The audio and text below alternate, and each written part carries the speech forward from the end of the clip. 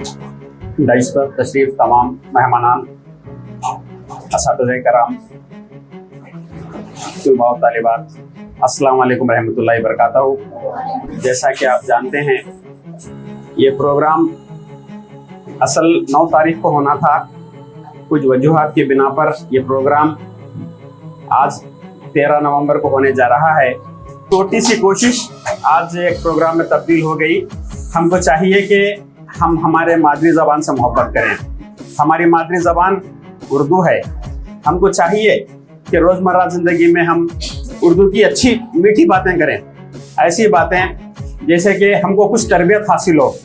हम जब उर्दू बात करें तो बाजू वाले को ये महसूस होना चाहिए कि हम कितनी मीठी बात कर रहे हैं। हमारे काबिलियत का अंदाज़ा हमारी ज़बान से होता है।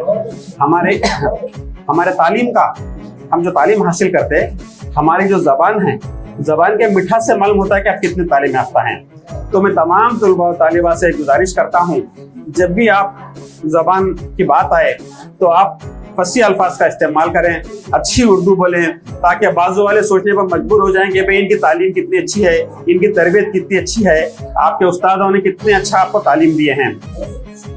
ये तो प्रोग्राम जो है अल्लामा इकबाल के यौम पैदाइश पर मनाया जाता है, तो हमको चाहिए था कि अल्लामा इकबाल पर जो है रोशनी डाली जाए। तो बोलने के लिए तो बहुत कुछ है मगर वक्त कम है, तो मैं बस इतना कहूँ अल्लामा इकबाल के बारे में। अल्लामा इकबाल 9 नवंबर सन 1877 में सियालकोट में पैदा हुए। आप एक अच्छे घराने से ताल्लुक़ रखते हैं।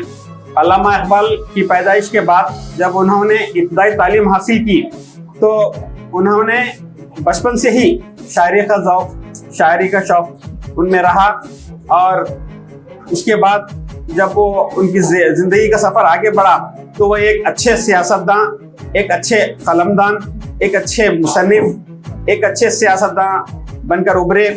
आपको शायर मशरिक़ के नाम से भी जाना जाता है। एक दफ़ा अल्लामा इकबाल को एक प्रोग्राम में जो है सर के लक़ब से नवाजा जा रहा था, तो अल्लामा इकबाल ने क्या कहा कि जब तक मेरे उस्ताद को ये लक़ब नहीं दिया जाएगा मैं वो लक़ब को नहीं लूँगा। तो देखिए अल्लामा इकबाल की इतनी अच्छी बात कि उनके सर को पहली मर्तबा जो है वो इससे नवाजा गया, उनके उस्ताद को।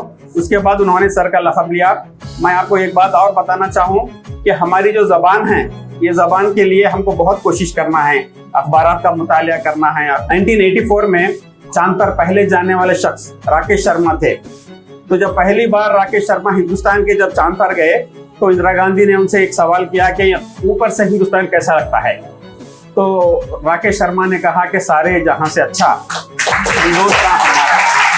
तो देखिए अल्लामा इकबाल के शेर से उन्होंने क्या है सारे हिंदुस्तान वालों को ये बताया कि चांद से ज़मीन कैसी लगती है, सारे जहां से अच्छा हिंदुस्तान हमारा। तो तमाम तलबा व तालिबात से मेरी यह ख्वाहिश है कि वो अच्छा तालीम हासिल करें, उर्दू ज़बान से मोहब्बत करें, और आने वाले दिनों में हमारे ज़बान को और ऊंचाई तक पहुंचाएं। इतना कहते हुए मैं अपने अल्फाज़ को ख़त्म करता हूँ।